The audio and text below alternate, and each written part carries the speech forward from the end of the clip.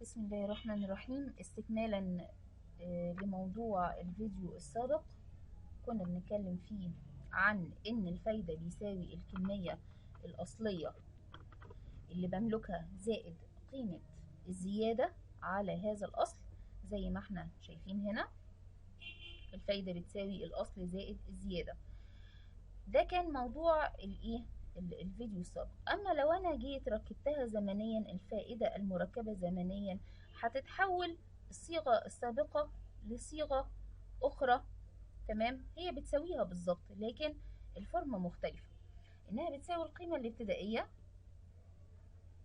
او القيمة الاصلية اللي كانت معايا، مضروبة في عامل النمو اللي هو 1 زائد نسبة الزيادة مرفوع للزمن. هي دي القاعدة.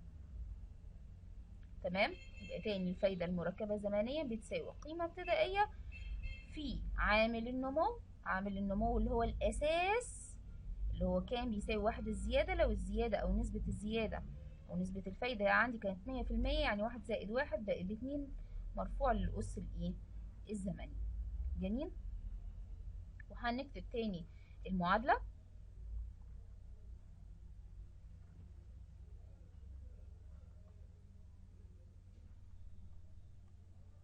أيوة، المعادلة عندي كانت في كما ذكرت ان ال A of T اللي هي total amount of interest equal the initial value الكمية الابتدائية times مضروبة في 1 plus R، ده كده اسمه gross factor to the power T.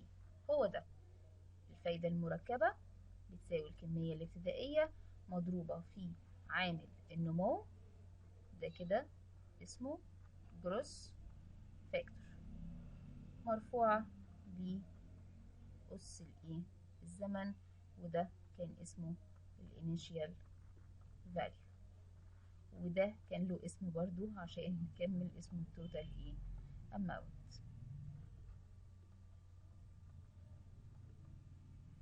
طيب جميل. الصيغة دي كده كانت بتساوي، احنا قلنا 2 to the power t، يعني 2 أس الزمن. طب احنا نسينا حاجة هنا مهمة جدا، اللي هي الكمية الابتدائية. قلنا الكمية الابتدائية كانت بواحد، وقلت حتى انا ساعتها 1 مضروبة في، اهو انا قلت كده 1 مضروبة في 2 أس أس تي. طب هو انا كل مرة هيكون معايا جنيه، ولا ممكن الكمية دي تتغير؟ ممكن يكون معايا 500 جنيه، 1000 جنيه، ربع مليون جنيه، على حسب 10 جنيه، مش لازم جنيه، على حسب الكمية أو المبلغ الأصلي اللي معايا. تمام، فبالتالي إذا الواحد ده بيتغير، فأنا لازم أقوم جاية حاطة تاني ال A of T نوت، أرجعها تاني في مكانها. يبقى لما يجي يقول لي بقى كده ال A نوت يعني ال A of T نوت.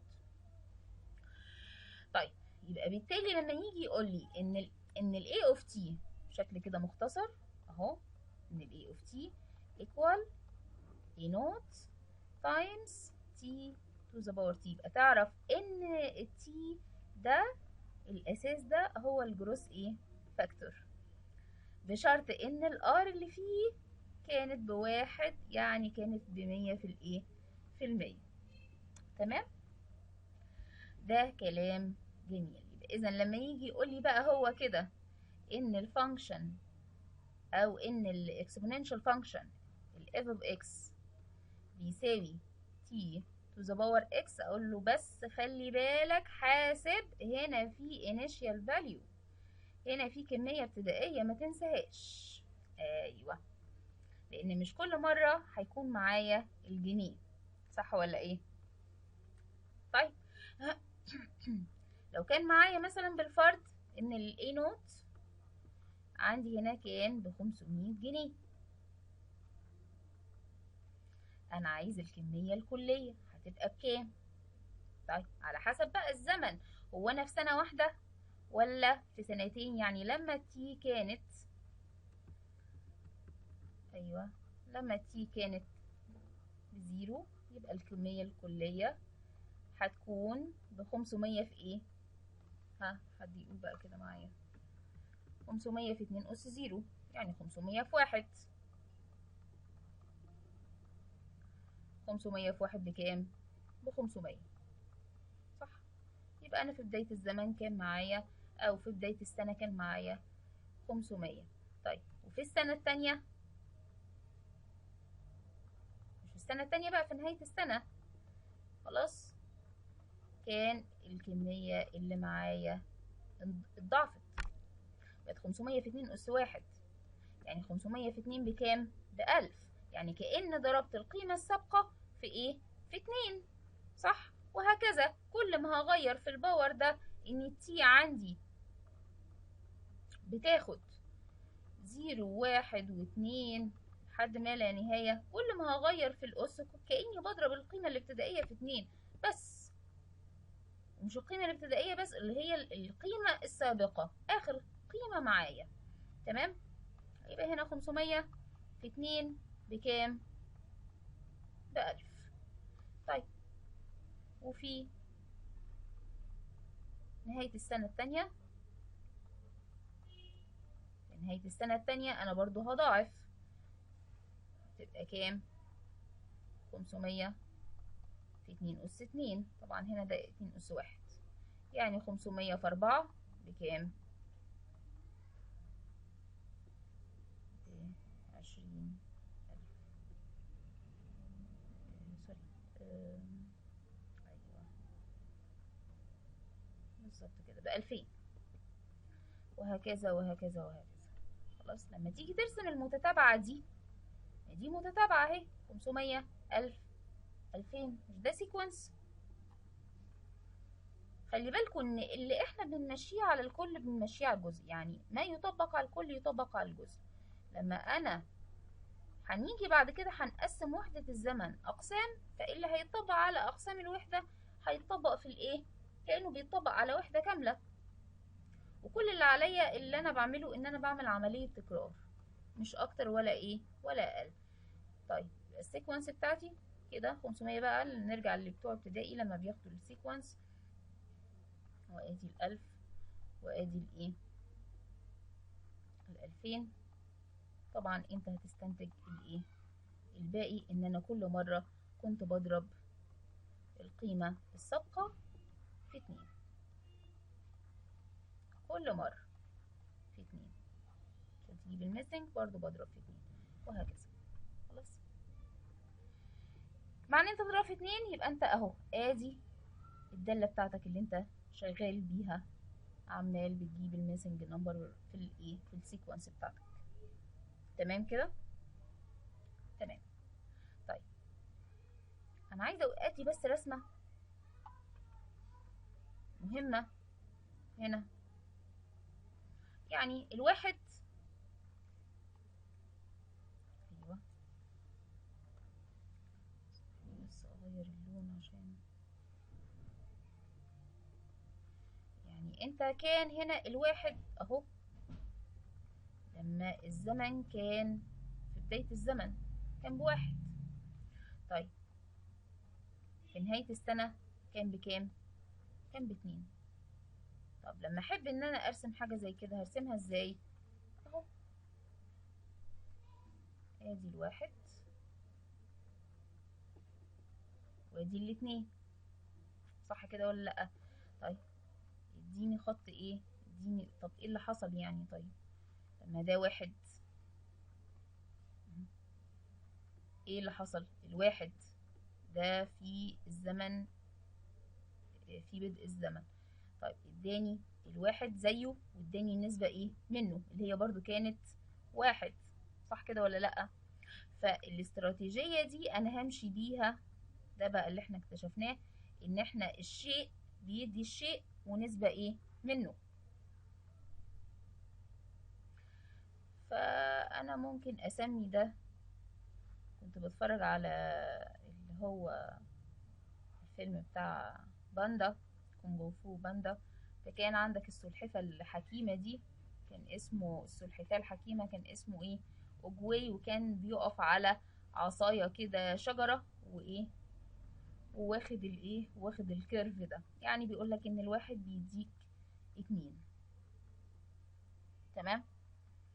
فممكن نكتب بقى إيه اللي حصل هنا. اللي حصل هنا إن الشيء بيعطي الشيء يعطي نفس الشيء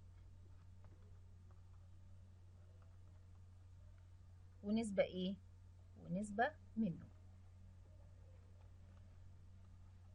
حتة منه، يعني كسر جزء منه. ما خلي بالك ان الار اللي هو بيساوي 1 او هو بيساوي 100% ده ما هو عدد كسري. احنا قلنا ان اي عدد في الدنيا ممكن احوله لعدد كسري مقامه 1، صح ولا لا؟ وبعدين مش شرط كل مرة ان الار تكون 100%، ده لو ما تقسمش الزمن. يعني خدت كده وحدة الزمن باكج كده على بعضها، ادي خط الزمن وادي هنا الزيرو والواحد، وكان الار هنا كانت ايه 100%. ابتديت القيمة بتاعتي بواحد، انتهيت بايه انتهيت بالاتنين. هل انا قسمت هنا وحدة زمن؟ هل انا قسمت الفايدة؟ ما قسمتهاش. حلو الكلام. يعني انا كده باخد الفايدة بتاعتي سنويا، فائدة سنوية كل سنة كل خطوة. طب افرض ان انا ما كنتش عايزة ان انا اخدها سنويا، انا كنت عايزة اخدها كل نص سنة. اعمل ايه؟ اهو هقسم. هل انا هقسم وحدة الزمن وبالتالي هقسم الفايدة على الزمن، صح كده ولا لأ؟ اهو لو ده خط الزمن،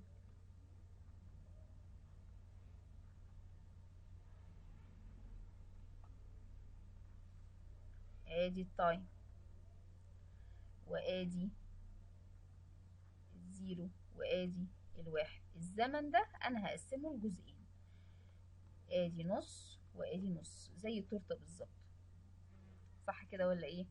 تمام. يبقى اذا الفايده اللي عندي اللي هي كانت 100% دي اتقسمت لي جزئين، 50% و50 في الايه في المية. طبعا الزمن ده شيء غير ملموس، لكن الفلوس اللي معايا دي هي اللي ملموسة، دي انا عايزة اخد نسبتها. يعني هقوم جاية مقسماها على جزئين، وهعرف ان انا هاخد 50% على القيمة الابتدائية اللي كانت ايه معايا، وهاخد الفايدة بتاعتي كام مرة بقى في السنة. انا هاخدها مرتين في السنة. اهو ده تي نوت، ده تي واحد، وده تي 2. فاذا انا هاخدها مرتين في السنه، تي نوت تي واحد ادي الفتره الاولى، وادي تي نوت تي 2. يعني كل 6 شهور انا هاخد فايده مركبه بنسبه 50%. ادي معنى التركيب. معنى الفايده المركبه زمنيا يعني الفائده المقسمه زمنيا. هكتبها تاني، فائده المركبه أو معنى التركيب يعني التقسيم. الفائدة المركبة زمنيا عن الفائدة المقسمة زمنيا، عشان الناس بتستصعب ايه المركبة دي، المقسمة على الزمن.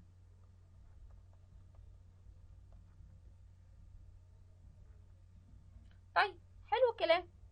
لما انا يكون معايا جنيه كده في اول السنة، في بداية الزمن عندي التي نوت معايا جنيه، نص السنة هيكون معايا كام؟ القيمة الأصلية زائد نسبة الايه الزيادة. يعني هنا هيكون معايا جنيه ونص، بعد 6 شهور هيكون معايا جنيه وايه ونص.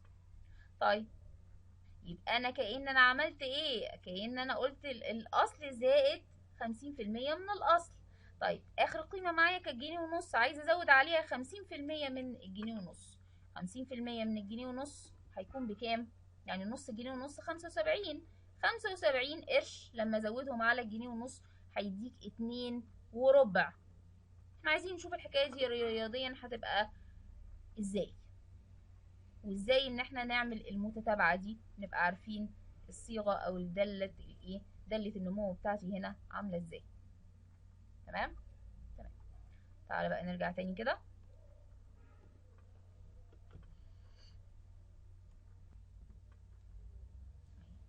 ادي المتتابعه كانت السيكونس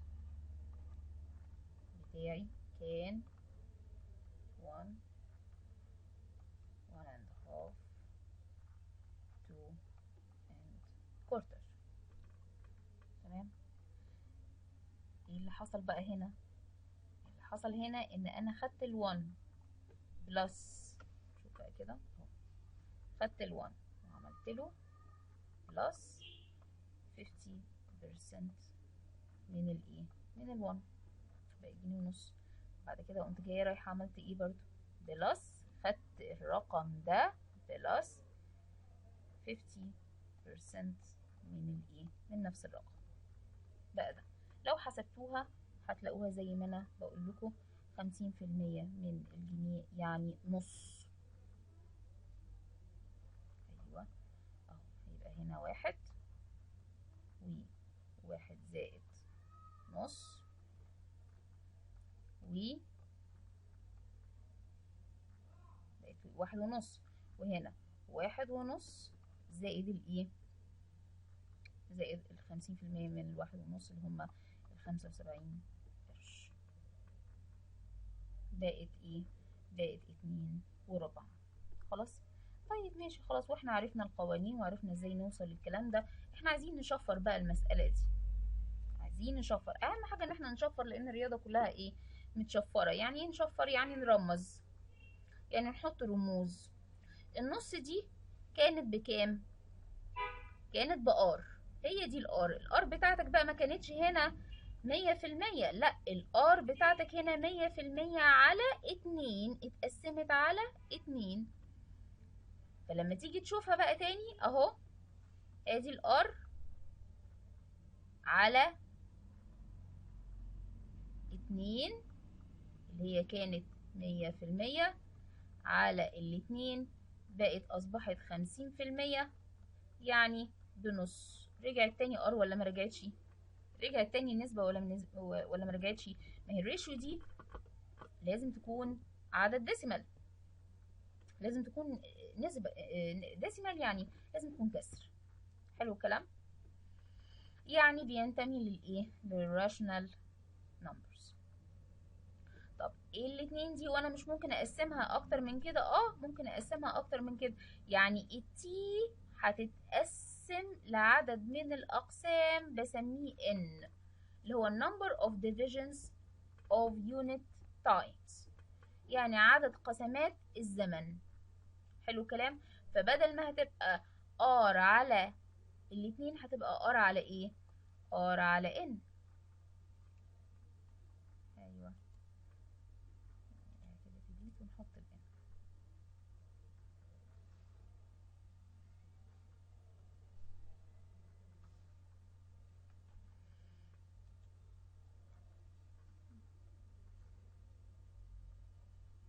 خلاص. يبقى الفايدة لما تتقسم على الزمن تبقى اسمها فايدة مركبة، وفي الآخر أنا لما هقسم على الزمن فأنا بحصل على كسر من الوحدة الزمنية، أو كسر من الإيه، من الفايدة، يعني بوصل تاني للآر، بوصل تاني للنسبة أو لشكل النسبة اللي أنا عايزاه. كلام جميل. يعني النص هو بالآر، وهو كمان بآر على كام، على إن. طيب هتيجوا نيجي تاني نرجع للصيغة العامة، وبدل ما تبقى 1 زائد ار هتبقى 1 على ايه، 1 على ار، سوري، بدل ما هتبقى 1 زائد ار هتبقى 1 زائد ار على ان. تمام. نرجع تاني ونكتب الايه، القاعدة بتاعتك، ان ال A of t يساوي t نوت 1 زائد الار كل أس t. الار هنا بقت ار على ايه، على ان. طب ما هي لازم هتبقى مرفوعة للأس ايه، ان، صح كده ولا لأ؟ واحنا ماشيين على طول خط الزمن انا بعمل عملية ضرب مكرر اللي هو الأس. ده تعريف الأس. تمام. طيب طول ما انا ماشية على الخط الافقي اللي هو خط الزمن ده انا بعمل عملية ضرب مكرر، يعني كل شوية بحصل على عوامل النمو مرفوعة للأس ايه زمني، مرفوعة التكرارات. ليه تكرارات؟ لان انت عندك الان دي بتاخد من ايه، بتاخد مرة زيرو ومرة واحد ومرة اتنين ومرة تلاتة. يبقى بنعيد تاني ان هنا في عملية تركيب اهو، تركيب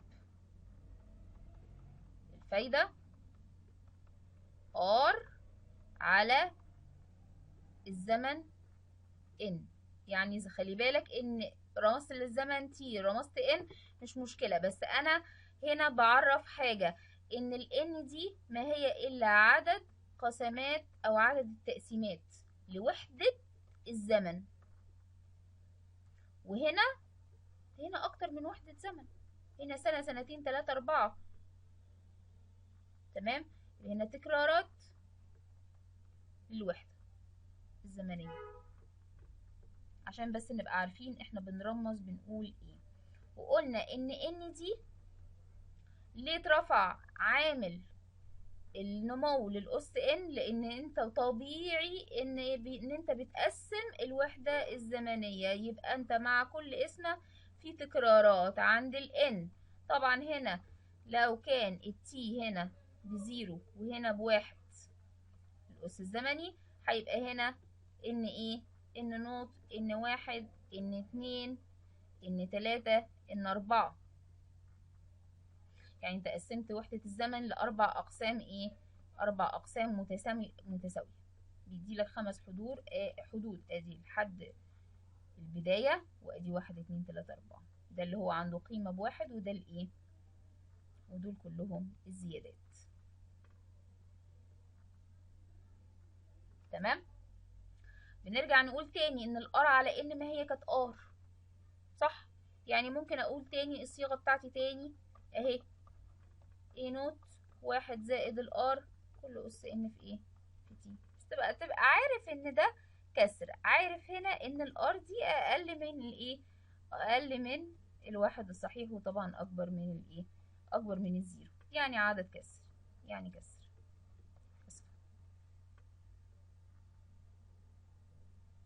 خلاص فهمنا كده التركيب الزمني يعني ايه.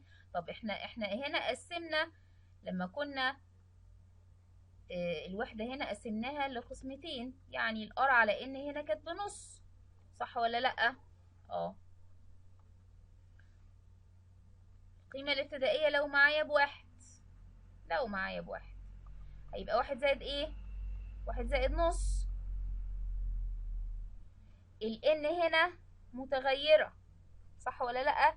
يعني بتاخد زيرو واحد اتنين تلاتة اربعة اهي.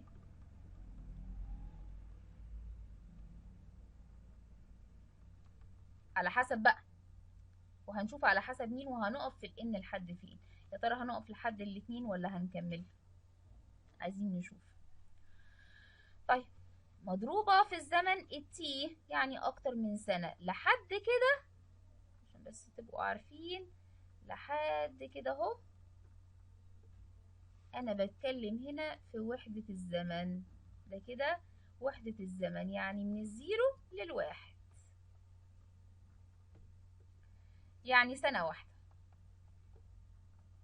بعد كده انضربت في تي يعني سنتين وتلاتة واربعة، او تلاتة او ايه، او 10، او حتى 10، حتى 10 سنين. خلاص فهمنا ليه. يبقى اذا خلي بالنا ان الموقع ده كله كده على بعضه هو موقع الزمن، اللي هو عدد القسمات في وحدة الزمن في التكرارات.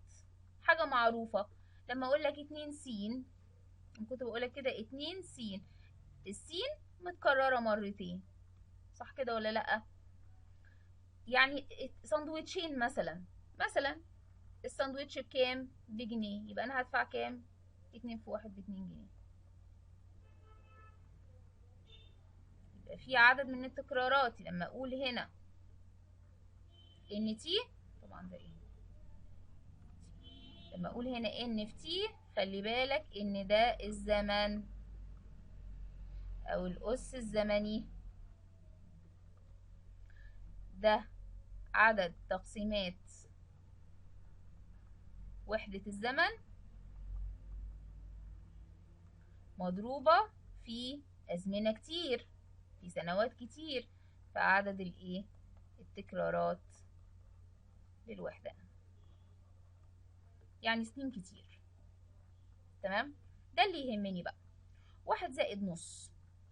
طيب ما احنا ندرس نشوف احنا خدنا كام فترة عند ال n بكام وبكام وبكام. عند ال n بزيرو احنا خدنا عند ال n بزيرو وعند ال n بواحد وعند ال n باتنين. تيجوا نرسم تاني وحدة الزمن ونشوف ازاي الفايدة اتركبت عليها. 1 زائد نص اتركبت عليها عملت ايه. اهي ادي وحدة الزمن وادي القسمة اللي انا هقسمها، قسمتها مرتين. شو الموضوع فيه رسم شوية. تمام،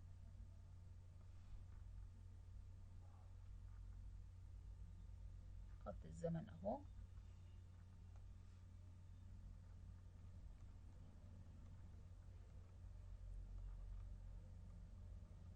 وده الار اللي هو ايه بنص، نسبة بنص. وده ان نوت وان واحد وان ايه باتنين، صح كده ولا لا؟ ممكن اسميها تي نوت، تي واحد، تي اتنين، مفيش مشكلة. يبقى انت عارف ان الان هي الايه، هي التي. طيب جميل. هنا بقى ده خط الزمن، امال الخط الافقي ده الزمن، امال الخط الرأسي ده ايه؟ ده الكمية الكلية، الفايدة الكلية بتاعتي اللي هو الاي اوف تي. تمام، اللي هي ايه اوف تي. 1 زائد نص هنا هيكون أس زيرو، وهنا 1 زائد نص أس ايه واحد، وهنا 1 زائد نص الكل أس ايه اتنين. عايزين نشوف 1 أس نص الكل أس زيرو، أي حاجة بأس زيرو هتبقى بإيه بواحد. 1 زائد نص الكل أس واحد هيبقى بواحد وإيه، واحد ونص، صح. 1 زائد نص الكل أس اتنين لو حسبتوها هتلاقوها باتنين وإيه، باتنين وربع. طيب خلاص، يبقى احنا كده ماشيين مظبوطين. طيب بس خلي بالكوا بقى، لو انا شلت النص مكان كل نص وحطيت الارضي، تعالوا نشوف. هو ده التشفير بقى بتاعي. انا عارفه ان النسبه بتاعتي نص، تمام. ارمز بقى 1 زائد ار كل اس زيرو، وهنا 1 زائد ار كل اس واحد، وهنا 1 زائد ار الكل اس ايه اتنين. ممكن اشيل الار دي واقول اكس، 1 زائد اكس اس زيرو، 1 زائد اكس اس واحد، 1 زائد اكس اس ايه اتنين اهو. تعالوا ما نفكك عشان نشوف ازاي ان احنا نقدر نرسم رسمة غير الرسمة اللي هما بيعلموها لنا دي. تمام، وهم جايين مخلينا نقعد نوصل بقى كده، مش احنا كنا بنعمل كده؟ انا عايزة حاجة غير التوصيل، عايزة الرسمة الشجرية اللي بتقولي ان الشيء بيديني الشيء وايه اهو. ان الشيء بيديني زي ما احنا كنا خدنا من شوية، قلنا ان الشيء ده اللي هو الواحد ده هيديك واحد وايه ونسبة منه، صح. بيديك نفس الشيء، ده الاستراتيجية اللي همشي عليها، ونسبته، نسبة منه. انا عايزة ارسم الرسمة الشجرية دي.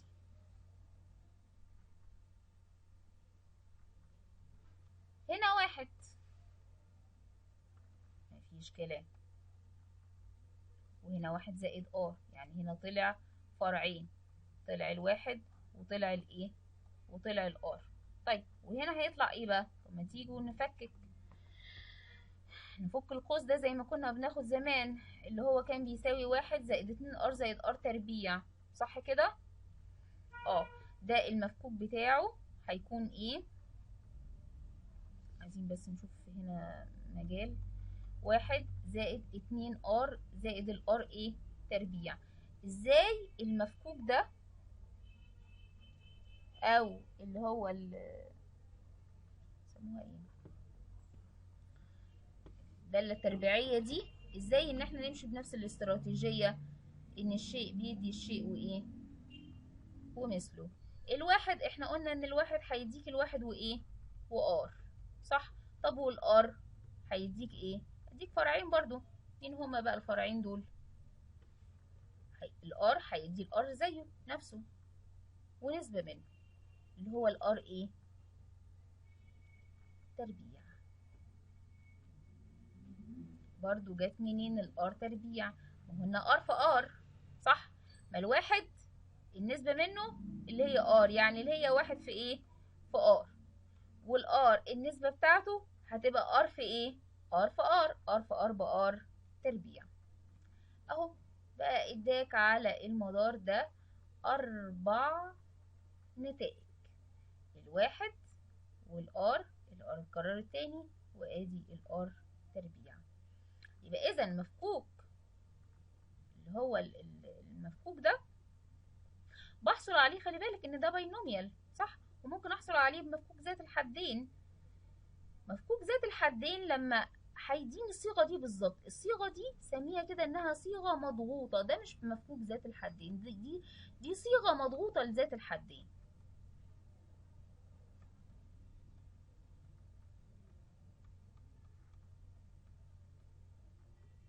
امال فين المفكوك بتاعها؟ هو ده المفكوك بتاعها.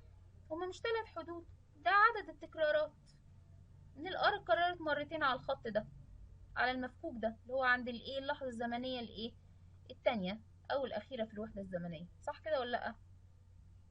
بس في المدار ده اداك 2، في المدار ده هو اداك ايه؟ 1. يبقى ده 2 اس 0، 2 اس 1 ب2، 2 اس 2 بايه؟ ب4. ادي الاربع حدود بتوعنا، وبرده مشينا على الايه؟ على الاساس 2 او الباينوميال، صح؟ يبقى انا النتائج اللي هتطلع لي بعد كده هتبقى 2 اس ان، عدد الحدود او عدد الاسهم الفعليه. فانا الرسمه دي بسميها رسمه شجريه، وبقول عليها انها مفكوك لمفكوك ذات الحدين. مفكوك لمفكوك، يعني احنا المفكوك اللي احنا بنجيبه ده مش مفكوك، ده صوره مضغوطه. انا يهمني بقى الفك ده او الاكسبانشن ده، او ان بيسموه النشر ده. ان انت عندك دلوقتي الحبه، لو هنا في حبه كده، صح؟ لو هنا في حبه طلعت لي الساق عند النقطه دي، فرعت لفرعين، وكل فرع اتفرع لفرعين، ده الشيء الواقعي، ده واقعيا. مفيش حاجه اسمها مفيش هنا خط، مفيش هنا خط كده ب2 ار، مفيش، ده تكرارات. ده بقى هو اللي هيحل لنا مشاكل كتير وهيفسر كتير من العلوم، زي المتجهات. لو انا اعتبرت ان ده كده متجه، ادي V1 ادي V2 ادي V3 ادي V4 وهكذا، نبتدي بقى ان احنا نشتغل. مش ده الباينوميال، صح كده ولا لا؟ ده كده يعتبر بولينوميال من الحدود دي. ادي البولينوميال قدرت ان انا افسره بتفسير ايه؟ اتجاهي، صح ولا لا؟ يبقى اذا الجبر الخطي اللي بيتكلم عن المتجهات قايم على هذه الفكرة، وبالتالي هو اصله الايه؟ هو بيدرس كل اللي بيدرسه هو الواحد، لان الجبر الخطي اللي بيتكلم عن المصفوفات ان ده كده منظومة المعادلات. ادي المعادلة، ادي الحد الثابت، ادي المعادلة الاولى، ادي المعادلة التانية، عمل لي كده منظومة من المعادلات، وابتدي بقى ان انا احول منظومة المعادلات لمصفوفات، واشتغل بقى الشغل ايه اللي في الجبر الخطي، مع ان احنا هنفلتر بعد كده نشوف فين الصح وفين الغلط بناء على هذه الرسمة.